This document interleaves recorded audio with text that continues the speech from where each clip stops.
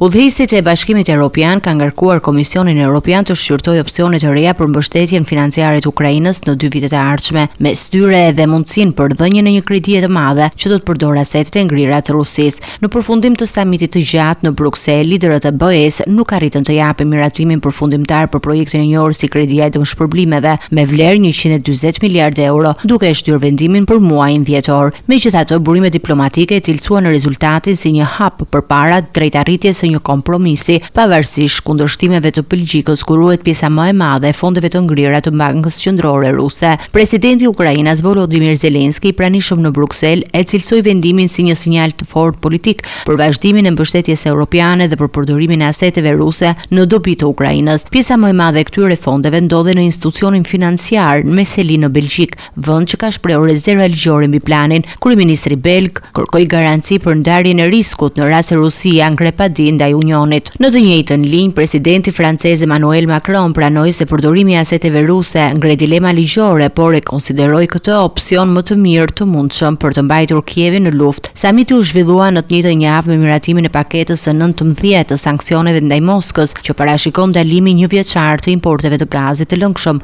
dhe futje në listën e zezë të më shumë se 100 cisternave të flotës ruse të naftës. Paralelisht, Shtetet e Bashkuara shpallën sanksione të reja ndaj gjigantëve rus të energjisë, një vendim që Zelensky e përshëndeti si mesazh të qartë kundër agresionit të Kremlinit.